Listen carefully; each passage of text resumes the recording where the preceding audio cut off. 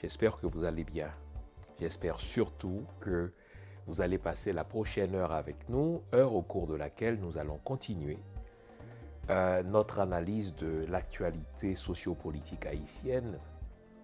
Question de vous aider à comprendre les grands enjeux, mais surtout question de nous aider à prendre les décisions qu'il faut, à poser les gestes qu'il faut, à poser, tiens, un geste d'éclat pour reprendre le contrôle de notre pays.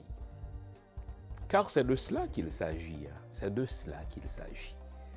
La vérité, c'est que 3 pays, les États-Unis, la France et le Canada, ont effectué ce qu'on appelle une OPA sur Haïti, c'est-à-dire une opération publique d'achat sur Haïti. En sorte que la question véritable à se poser, c'est est-ce qu'Haïti appartient toujours aux Haïtiens? Si nous sommes réalistes, si nous sommes sincères, à cette question, la triste réponse est que non. Nous ne sommes plus si vous voulez, les propriétaires de notre propre pays. Car depuis une vingtaine d'années, nous en avons perdu le contrôle.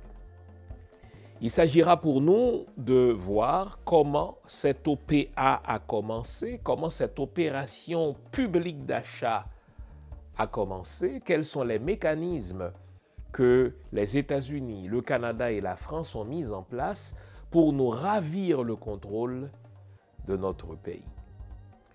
Une fois que nous aurons compris cette OPA, la question que nous nous poserons vers la fin de l'émission, c'est comment casser cet acte de vente, comment le rendre nul, c'est-à-dire comment reprendre le contrôle de notre pays. C'est possible, hein? Le pire cadeau à se faire, mais également le meilleur cadeau à faire à nos ennemis, c'est de nous dire qu'il n'y a plus rien à faire et qu'il faut négocier avec ceux qui ont justement effectué cette OPA sur notre pays. Il faut négocier avec eux la reprise de contrôle de notre pays. Non, ce n'est pas comme ça qu'il faut agir. Et si nos politiciens ont échoué jusqu'à présent, c'est parce qu'ils ont tenté de négocier avec ceux qui nous ont ravi le contrôle de notre pays, des petites parts de souveraineté, des petites parts de contrôle. Non.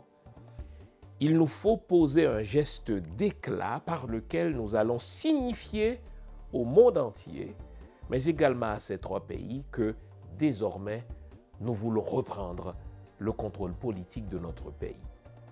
Ne les laissons pas nous faire croire qu'ils sont invincibles. C'est tous les jours, c'est tous les ans, c'est à chaque époque de l'histoire que de petits pays battent de grands pays. Si le Vietnam a pu le faire, si l'Afghanistan a pu le faire, nous pouvons aussi le faire. Vous savez, Sun Tzu a dit, pour gagner une guerre, nous n'avons pas besoin de tirer un canon. Je vous montrerai comment nous pouvons reprendre le contrôle politique de notre pays. Un seul geste suffira. Pour y arriver, il nous faudra aller chercher l'adhésion de la population. Il faudra que toute la population se mobilise pour poser ce seul geste d'éclat.